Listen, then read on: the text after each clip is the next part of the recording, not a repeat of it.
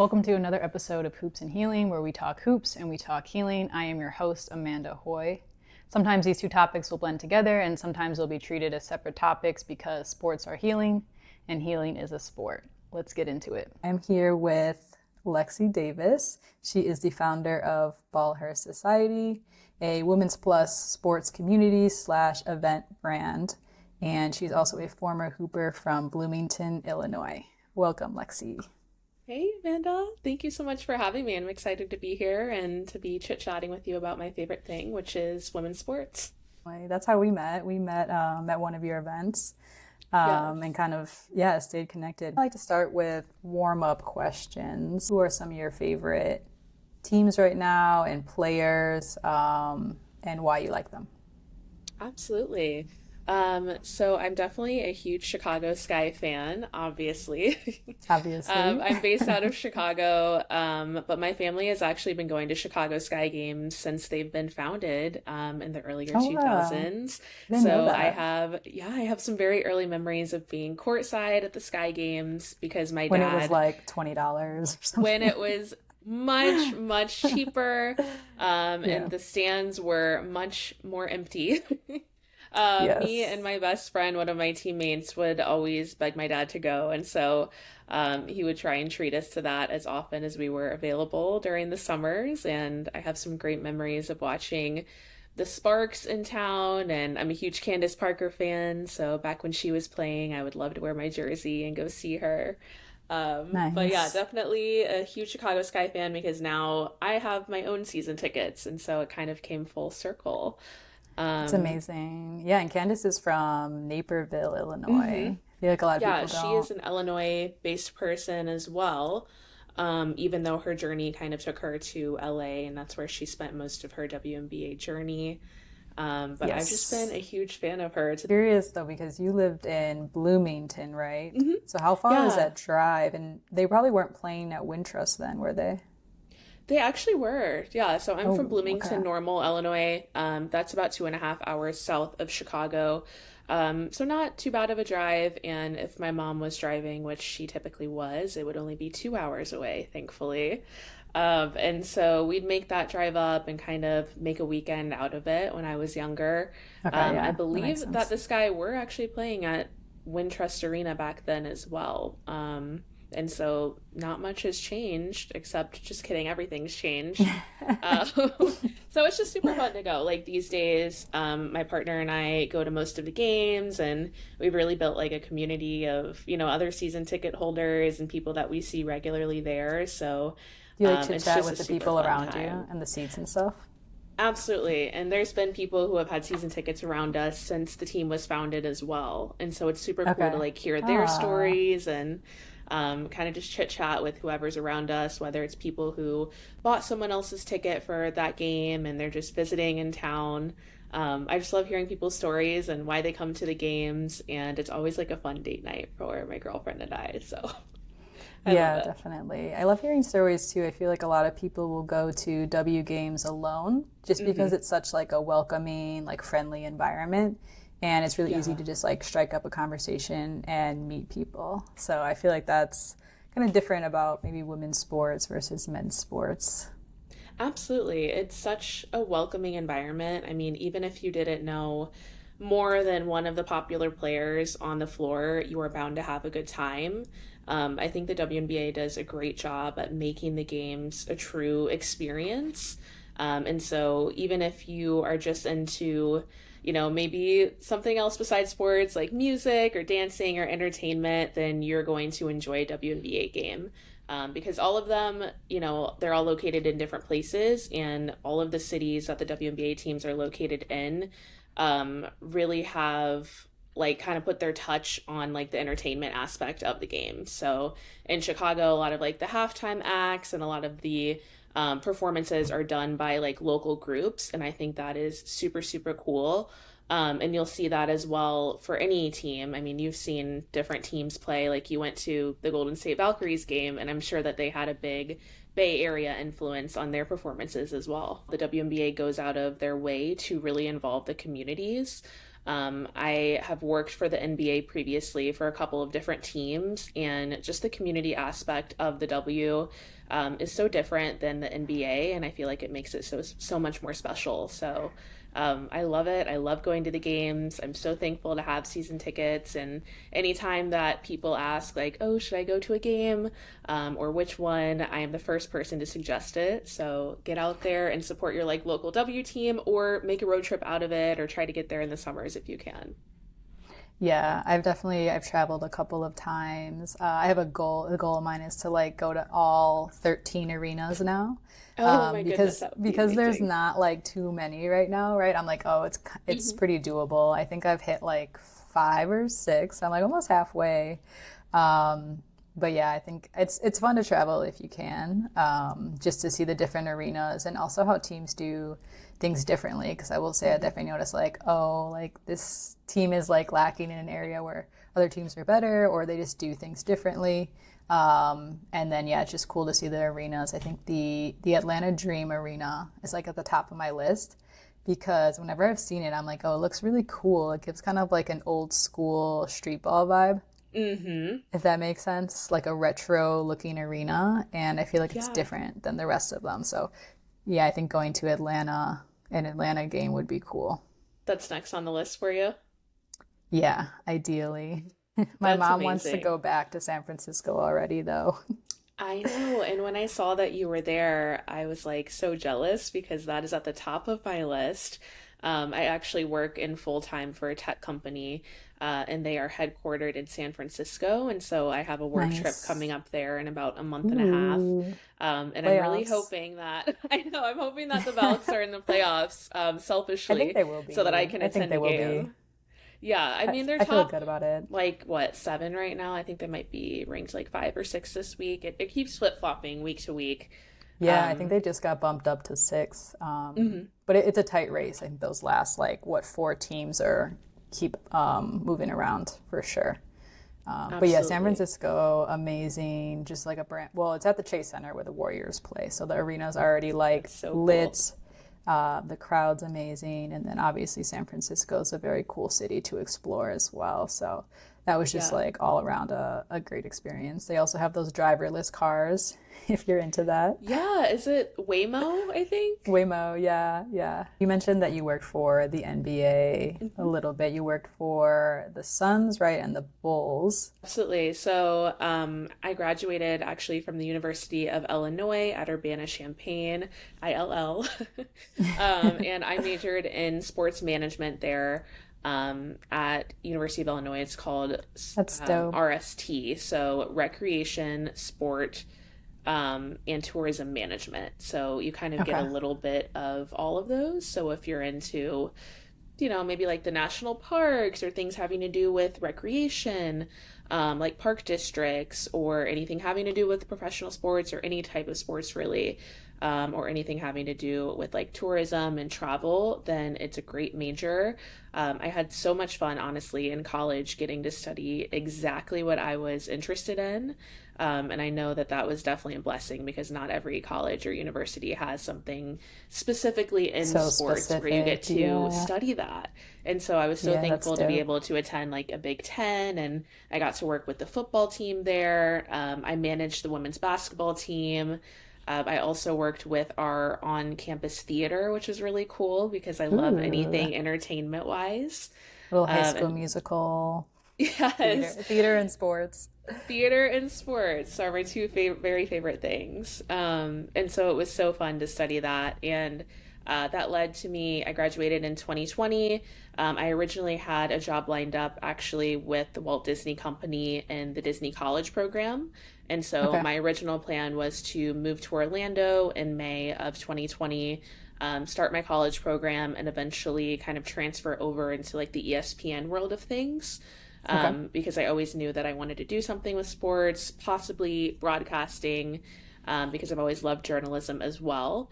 Hmm. However, 2020 had different plans for me. So, Yeah, I was gonna say not you graduating in 2020. I did not know that. yeah, so that was the year, of course, when COVID-19 affected the world. And so I feel like many people's lives got derailed, especially those graduating from college and including mine. So unfortunately, the Disney College program that year got pushed back, and I had to kind of scramble and line something else up for me, even though I had had that lined up for about a year prior. That's Um, crazy. Yeah. yeah, it was crazy. So I ended up just staying and working in Champaign, Urbana, until December of 2020 when I moved to Chicago with my college roommate. And I Okay. was working some more like hospitality jobs. I worked like a leasing job, just until some things that actually had to do with my major opened up.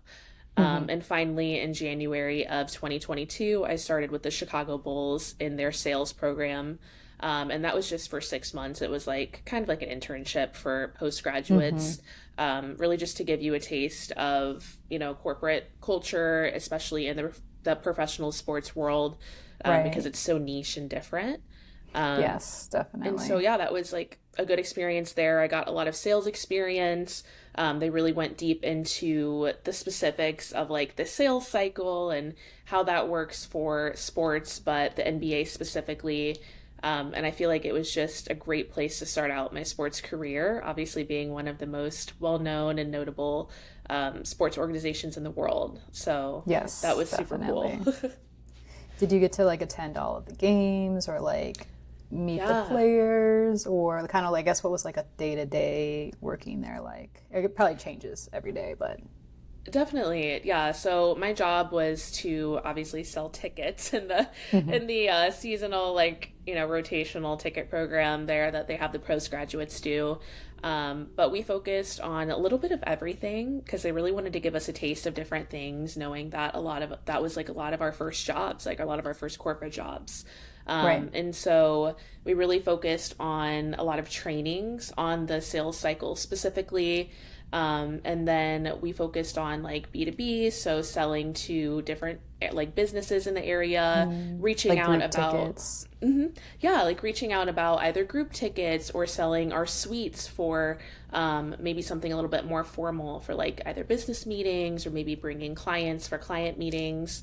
But we also focused on B2C selling. So, really just going down a list of people who had interest in tickets and just picking up the phone and cold calling Hmm. them, which was so scary. Having that be like one of my first jobs, just calling random people in the city of Chicago and being like, hey, this is Lexi with the Chicago Bulls. Do you want to buy some tickets? Specifically like Chicago. You never know who you're gonna Exactly. get. You never knew. And so it was so scary, but I really just tried to maintain my like friendly demeanor and ask the right Hmm. questions. And from that, I actually made a connection with someone who works at my company now. And I currently work in tech. And so I think that was meant to happen. I was definitely meant to work that job because it led to where I'm at now. But it wasn't immediate.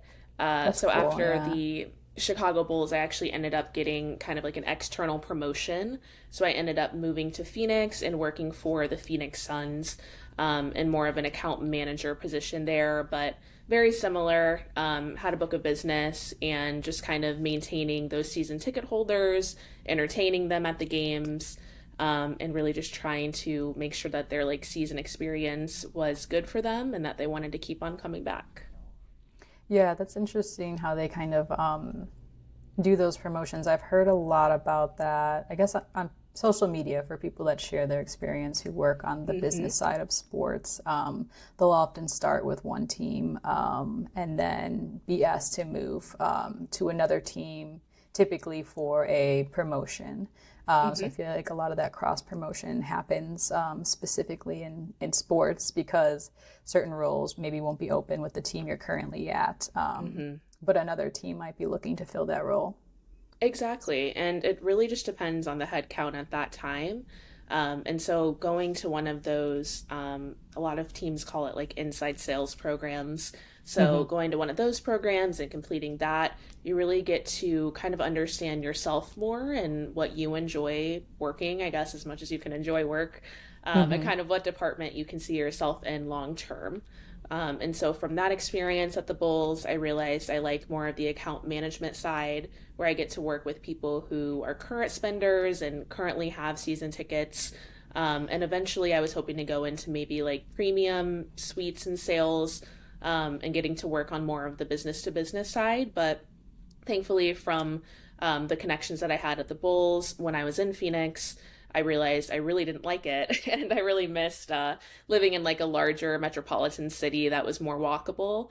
And Yeah. so I was able to use those connections that I made at the Bulls to get a job in tech here in Chicago. And I actually moved back 9 months after moving to Arizona. So I'm happy I tried it out, but it wasn't for me. But I think you should definitely always just try to take a risk in your life when you're young and you have the time and Yeah. the resources to. So I don't regret trying things out over there, but I'm really happy that I was able to come back and work for a really reputable company here and kind of start my career in tech. Let's transition a bit into your playing experience because Yeah. you played through high school. Hmm. So we talk a little bit about like when you started playing and when you got more serious about the sport. Definitely. Yeah. So I played basketball from the time I was 6 years old until I graduated from high school, so through 18. I started, what is that, first grade maybe? It was one of the first, like, kind of organized sports that I played, and my dad was my coach. Our team Love was that. light blue and white, and we were called the Angels. The Of angels. That's course. crazy. It's like so full circle. Like the Yeah, sky is light blue and then angel. That's crazy. That's also so adorable. exactly. Wait, was it like a religious school? Is that Well, why? actually, yes. So my Okay. school was religious. It was a Christian school. But I actually chose the names and the colors. Number one, because I just Oh. loved light blue. Hmm. And number two, because I really loved the movie on Disney Channel about the Angels, like the baseball team. Okay. And so I just was Love like, it. hey, why don't we just call ourselves the Angels? And so we were one of the more competitive teams in my small town. Which is But hilarious because it's like we're the angels, but we're gonna like smoke you. we're gonna smoke you. We're gonna full court Yeah. press when we're 7 years old. And so, Oh my God, that's um, crazy. yeah, I had the best time. I mean, growing up, like I said, my dad was my coach from the time I was 6 years old through the time I was 18. So he coached me my entire life.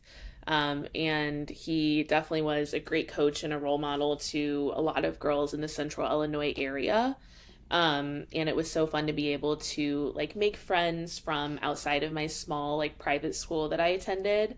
Hmm. Especially being, like a black girl in the suburbs, I have like to be able to participate in sports outside of school and really just meet other kids of color and black Hmm. girls that look like me and kind of could share some similar experiences as me. So yeah, basketball was really my entire childhood. I mean, you ask when it got competitive, and for me, that was like second grade.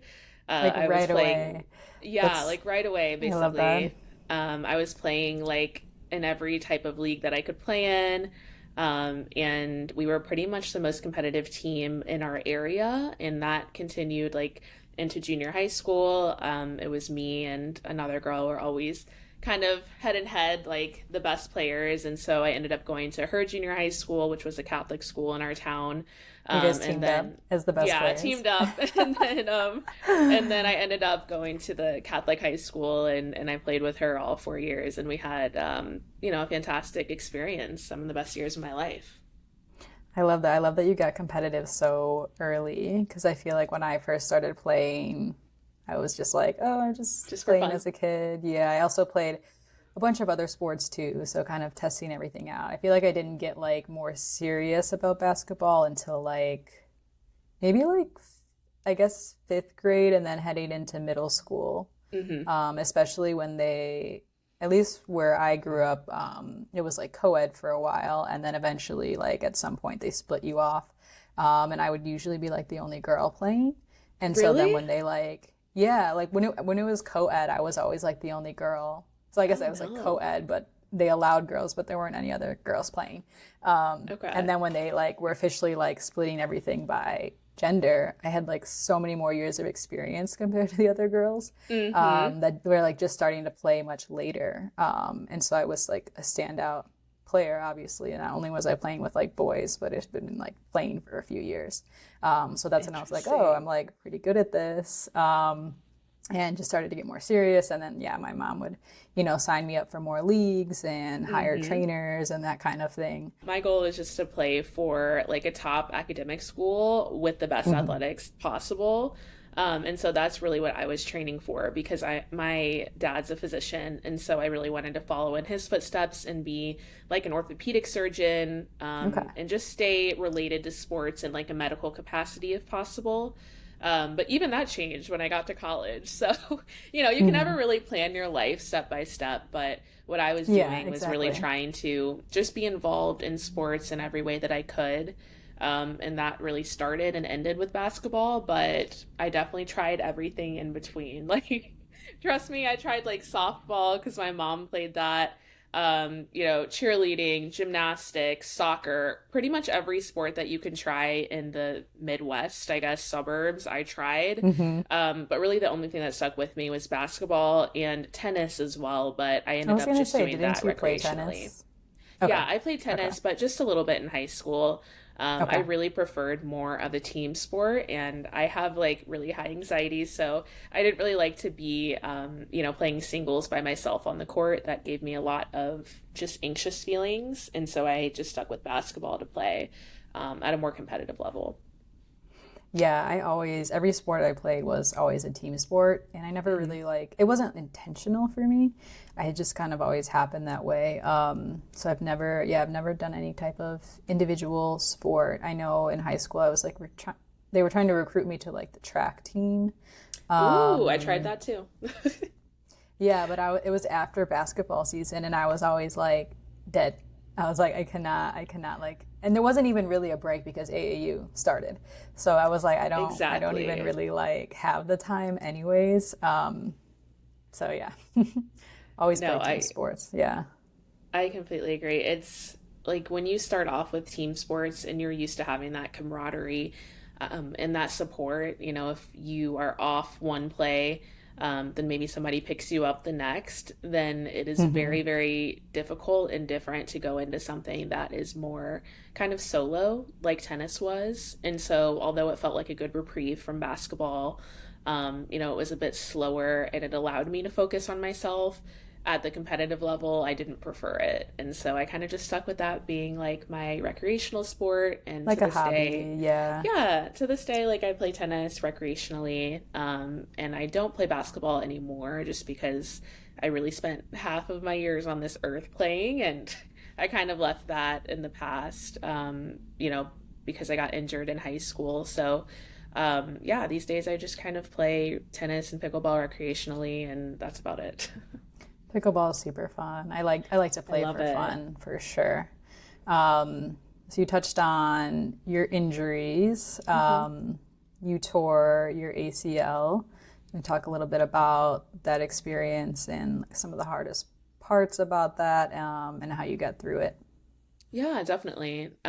So I feel like this was around the time when so many women were starting to tear their ACLs, which is super unfortunate, that it's continuing to happen today. But I think it was back in maybe 2013, 2014, where I tore both of my ACLs, but the first time that I tore my left one was in an AAU game, actually at the Nike Chicago tournament that happens every year in July. Okay. We were playing there, and I had some scouts there to watch me, and I came down from a rebound, and just immediately one of my legs just like gave out, and I heard a snap, and I just screamed. Oof. And I had heard about people tearing their ACLs, and in that moment, I knew that I tore my ACL, and I'm like, wow, that was the worst pain I've ever felt in my life. And I had to be helped off the court and just watch the rest of the tournament. And actually, that was my first big injury. I was trying to think. I mean, I had rolled my ankle a million times, like everybody Yeah. does, and Like jam fractured the fingers, finger. and yeah, Yeah. like just like the little stuff like that. But Hmm. to have like an injury where you're like laying on the court in the middle of it, and it's like super embarrassing because you can't move. That was the first one, and I'm like, God forbid this happen again. And then 6 months later, I'm in like our state tournament at Illinois State University. We're playing one of the top teams, from Chicago. I know, like a Rutgers player was playing against me, and we were kind of neck and neck. And on a fast break, a girl like pushed me, and I felt the same pain but in the other leg, and they had to carry Mm, me off the court, and I knew that I that's tore my other crazy. one. So it was a tough year. That was so the first one was the summer Because before my junior year, and the second one was in the state finals of my junior year. yeah, for them to be 6 months apart, like you probably had just come back from Mm-hmm. recovering from the other one. I would even say six I months is had. like short. I guess like now, I don't know what the standard time frame is, but I thought it was more like 8 to 9 months. Um, Yeah, definitely 8 to 9. However, I was competing at like such a high level, and junior year is so big to, people who are to going to be playing miss. in college. And so I Yeah, actually ended up just taking 5 months for my first injury. that's And I wild. Yeah. was really rehabbing super hard, like twice a day before I went to school, after school, really just to get back because I really wanted to commit to play at a college that I really wanted to go to, which was going to be something Division 1, like I said, with high academics, probably on the East Coast. There was some places that I had in mind that I think I probably could have reached had I not been injured. Hmm. But yeah, everything happens for a reason. And so for that second injury, I decided to switch it up because I didn't have 5 months.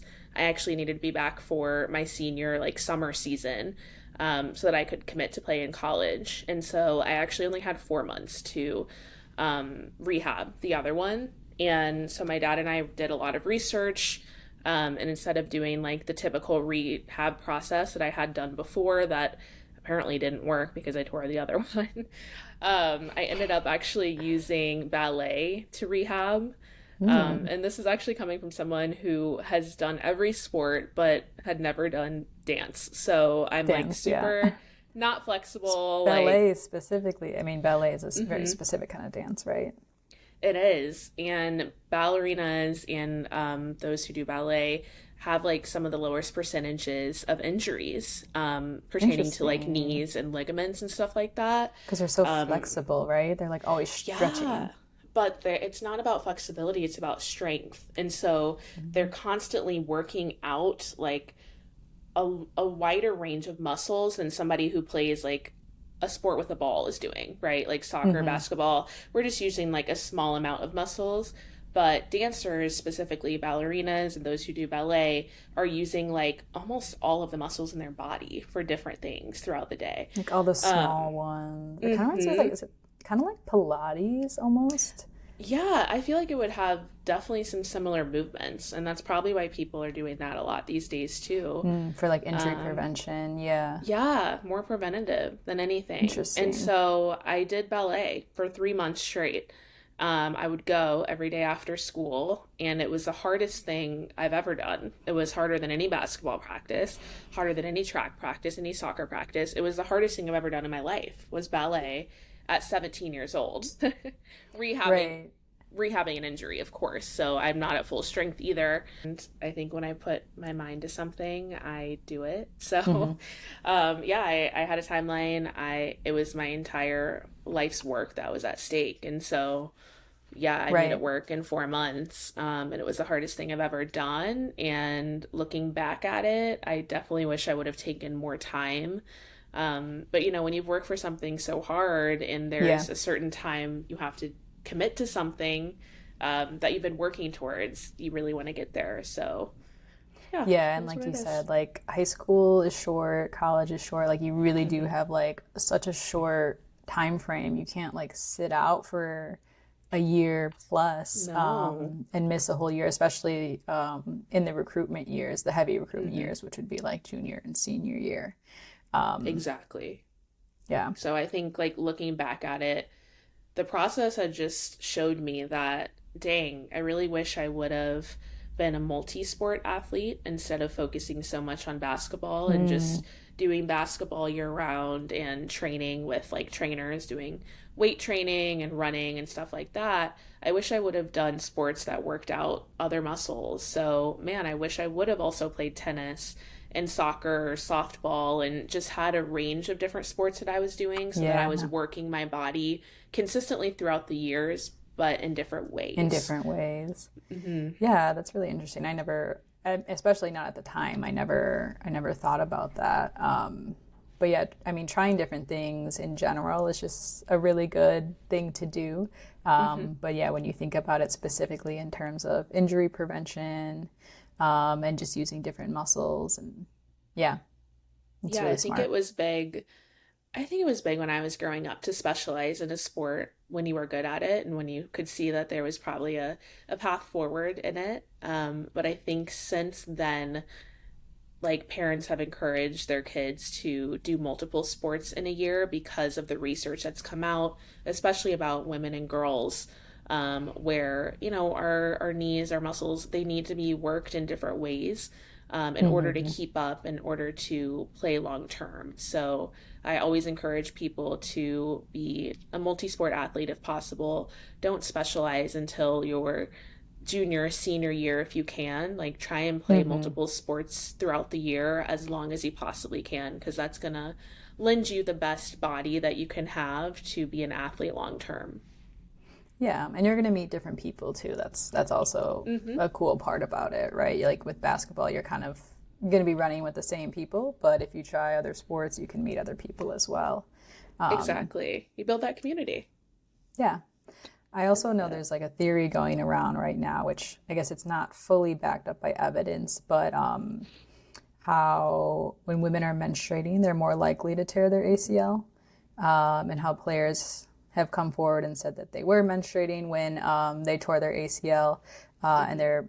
there's like some beginner research on it now, but nothing, no like hard evidence yet on that. So that's Hmm. interesting as well. I have heard that too, and I can't remember my situation way back then. Hmm. But what I do know is that I'm happy that people are finally starting to take women's sports and women's bodies more seriously, because we deserve to have the research and the findings so that we're able to use that to our advantage as well.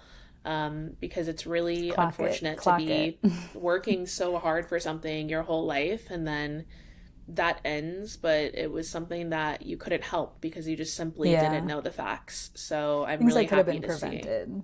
Yeah, Mm-hmm. Yeah, with the right resources and research. Absolutely. exactly. Like it's so important to take preventative measures and not just reactive ones. And women and girls deserve that too. So I'm hoping that more research comes out, and that we can see like less women tearing ACLs and getting the same types of injuries, and more just being able to stay athletes and continue Stay working out healthy. yeah, stay athletes, Hmm. working out and doing all of that good stuff long term. We're going to transition now into your business Yeah, because for sure. yes, you have a brand, you have a business. Um, what is BallHer Society, and what motivated you to start it? Hmm. Yeah. So I founded BallHer Society. It's baller, but with an H, of course, because it's for the ladies. And so BallHer Society is a women's sports community in Chicago for queer women.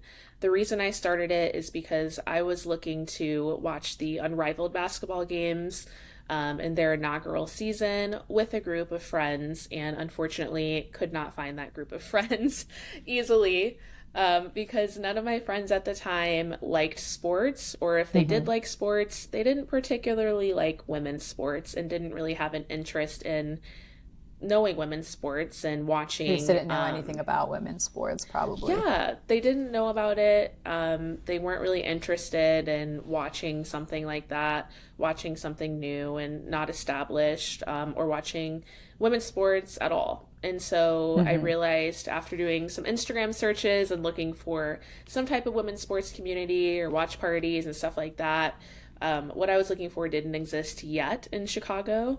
And so I just took it upon myself to make it happen and make the group myself. And so what my group is it started off as just watch parties for women's sports, particularly women's basketball, because if you can't tell, that is my expertise. Hmm. And so I threw my first watch party in January of 2025 of this year. And it was for the Unrivaled basketball games. I believe it was actually their first games. So it really coincided Mm-hmm. perfectly, honestly, with the timing. And so I just kind of put it out there. I made an Instagram. And honestly, I was pretty scared because I didn't know if anyone would come because, again, I didn't really know anyone in this community who would like Right. sports and want to watch women's sports with me. And also, I put an emphasis on having it be for queer women.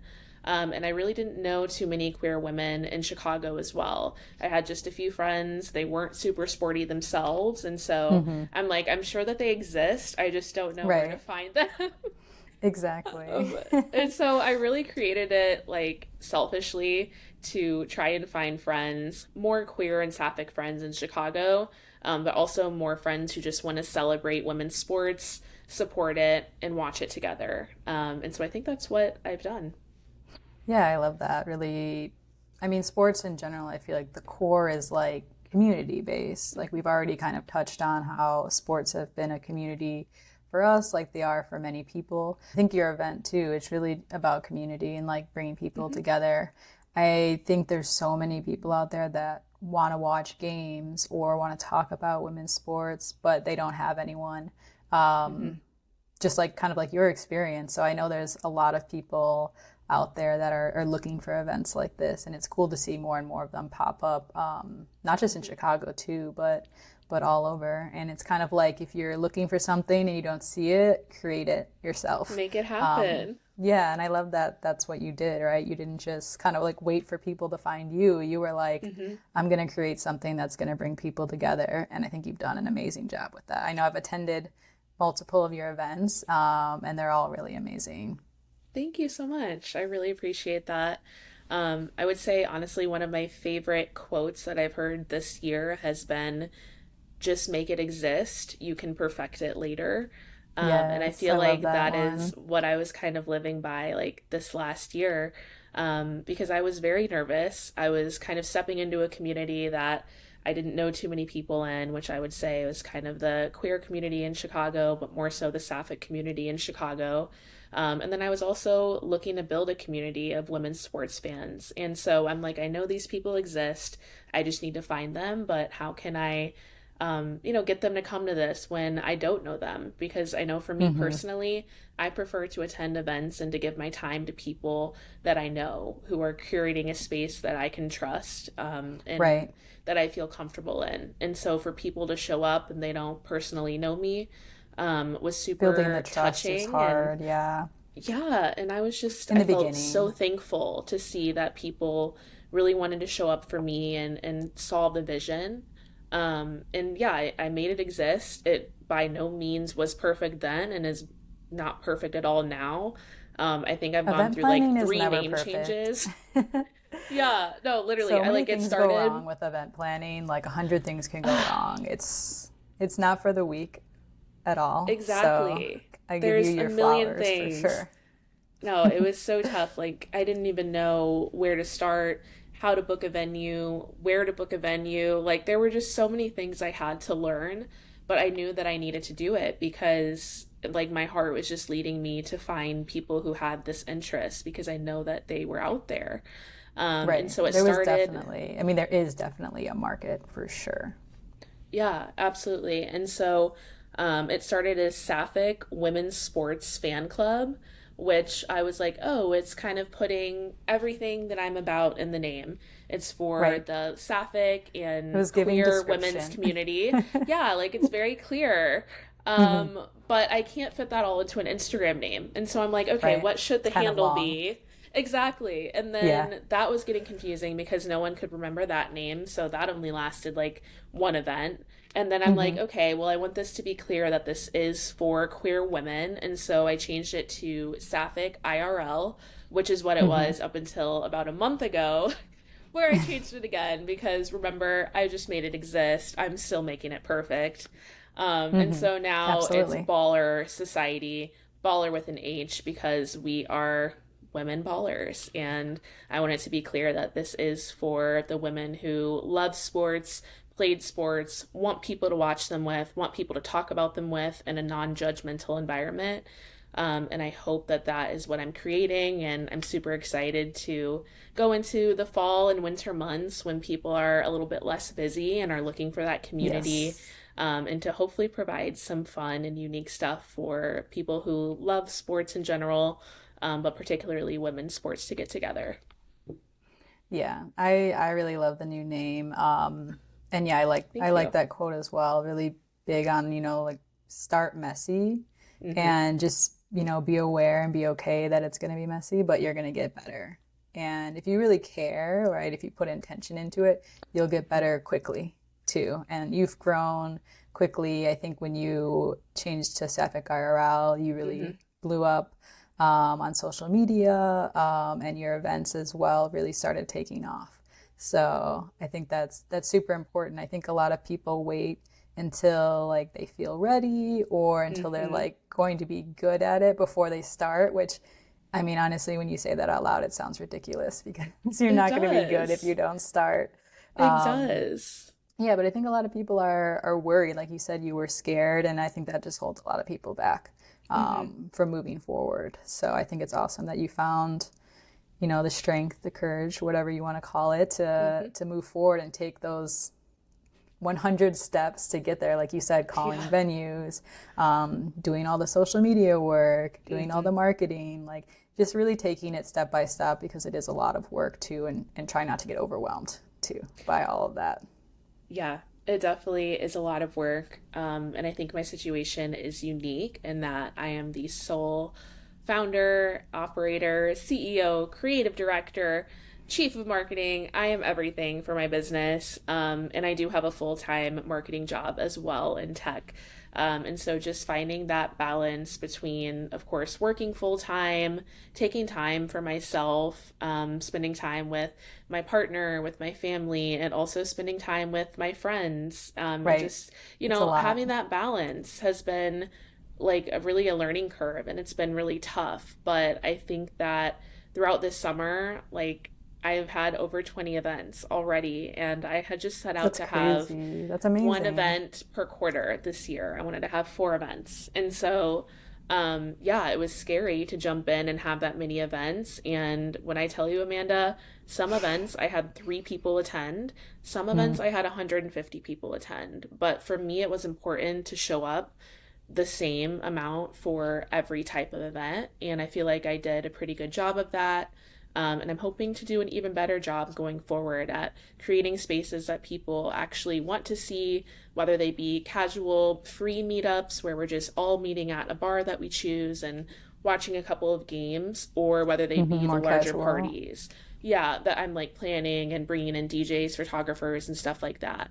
So I'm Hmm. really just hoping to like work with the community and take feedback and really just organize what people want to see, because I know that that is a skill of mine, and I'm just happy to do that for the community and hopefully continue to make new friends and build community in Chicago through that. Definitely. I like what you touched on too about how, some of your events, it could be a very low turnout, and some of your events are huge turnout. And I think Hmm. that's also important to keep in mind, to keep moving forward and being consistent, even if you're not necessarily seeing the results every week or every month, but just to keep going, right? Because I think some people make, oh my God, 3 people showed up. Like, I don't want to Hmm. do this anymore. But just knowing to kind of expect that and to push through it. And I Hmm. think, like with content creation, since I've been doing more of that, I'll post something that I think will do well, right? I'll get like 7 likes. And then Exactly. I'll post something the next week and it's like over 1,000 likes. So I Hmm. think it's just kind of like just knowing that like it's an up and down game. And Yeah, just being able to like ride that wave and not let it like throw you off. I think that's important. exactly. And Yeah. I think that's probably where, our tenacity comes from being former athletes. Like, was I ever giving up when I was doing ballet at 17 years old and somebody who couldn't even touch their toes? No, I was going in every day. I was rehabbing my knees because I had a goal of committing to a college to play college basketball, and I wanted to Hmm. meet that goal. And so, yeah, I had some events this summer where two, three people showed up, and it was the four of us in a bar. But guess what? We had a fantastic time, and It's we watched the intimate. game, and we It's enjoyed each private. other.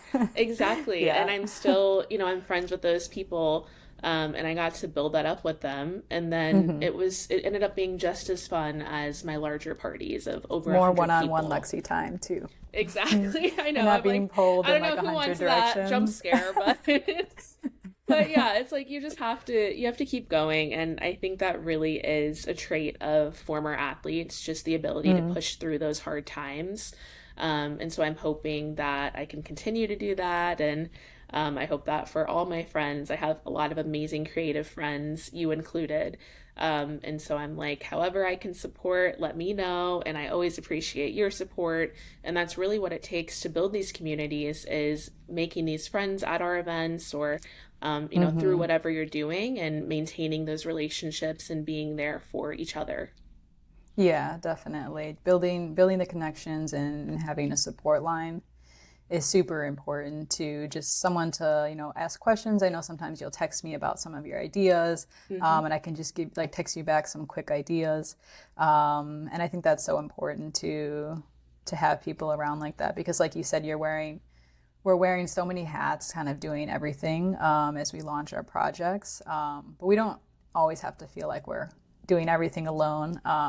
Exactly. Like having a network of creative people around is important too.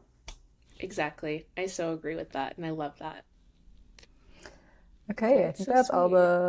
the main questions I had. I like to Yeah. end with a closer question. Okay. Well, it could be a two-parter, it could be a one-parter, whatever you like. But I like to ask your all-time favorite hoops memory. It can be as a player or as a fan, Hmm. and or a healing practice present in your life that's kind of been helping you. You can answer one or you can answer both, whatever you're comfortable with. Okay. Absolutely. Well, I have an answer for both of those, so I'll jump right Awesome. in. I have too many hoop memories to count, to be quite Yeah. honest with you. But I guess if we're looking at some of my top ones and to narrow it down to my one of my favorites, I'll share. Like I mentioned previously, my dad was my basketball coach my entire life, and I also have a younger brother, a couple of years younger than me, who he coached and who ended up actually playing in college as well. Nice. And so we were a very sport focused, a very basketball focused family. And that bled into all aspects of our life. And so one of my very favorite hoop memories is when we took a spring break trip to the island of Anguilla, which is in the British West Indies. It's Okay. across from St. Martin, if you've heard of that. And so very I have popular. not. Yeah, it's a very popular like Caribbean vacation spot. Okay. Gorgeous, very friendly and kind people, amazing food. Like truly just one of my favorite vacations I've ever taken. And I've thankfully been there multiple times. And so this was maybe like my second or third time. But we wanted to do something for like the local children in the area. And something related to sport because the first time that we'd been there, we were looking for some basketball courts just to kind of keep up with working out on spring break. And we just saw the conditions that were very poor in the area and wanted to contribute in any way that we could. And so we actually ended up bringing over a thing of balls, like some newer balls that we had, and actually running like a skills camp in Anguilla for a week there. I love that. And my dad ended up donating to like the local recreational center, and they actually featured us in their local paper that year. So It's that was such amazing. an honor to be able to contribute to the community in that way. And just really inspiring to see like my dad and my brother want to give back in that way, and Yeah. really cool to work with kids like internationally who don't have access to all of the skills Hmm. trainings that we had had throughout our lives. So I felt very blessed to be able to give back in that way, and it was like super fun to kind of run like a Davis family basketball camp Yeah. internationally. I And so love that kind of that. that stuck with me for a very long time, and I need to look up that article to see if I can find it, because it Yeah, was so definitely sweet what send it they to said. me. Yeah, that's I definitely amazing. will. Yeah, I I would love say that that that's story. I one of did not know my, that. yeah, it's definitely, I kind of forget about it sometimes because it felt so, just natural to be leading something basketball wise with my family. So I Hmm. don't bring it up often, but when I was thinking earlier today about a memory that, kind of came across. So definitely love I love that. that. I love That's giving amazing. back in any way possible. And hopefully I can have some type of like volunteer events with BallHer Society at some point soon as well. So look out for that. But to Definitely. answer the second part of your question, some healing. What did you say? Healing processes? Like healing processes, Mm-hmm. practices, small or big, that have just helped you recently, or I guess it doesn't have to be recent. Like journaling, meditation are some examples. It could Yeah. be anything really, though. Walking, going on Mm-hmm. walks. Yeah, definitely. Well, you actually read my mind because I am huge on walks. Okay. I feel like Yes. walking is a great way to almost like journal, but like actively and without having to actually write. Because in my mind, when Hmm. I'm walking, I'm like having all these conversations with myself. But I would Yes. say Yeah. that my like top healing practice recently has been joining.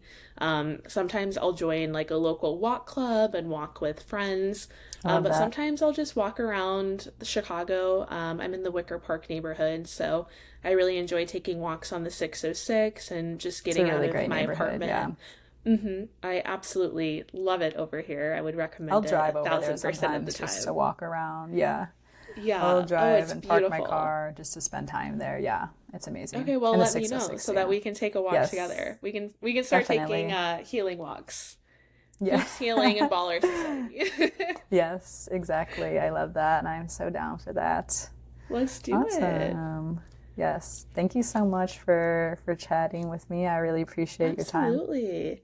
Yeah, I was so happy to be here. And I am just always happy to chat about sports, mental health, women's sports, and honestly anything having to do with those three buckets.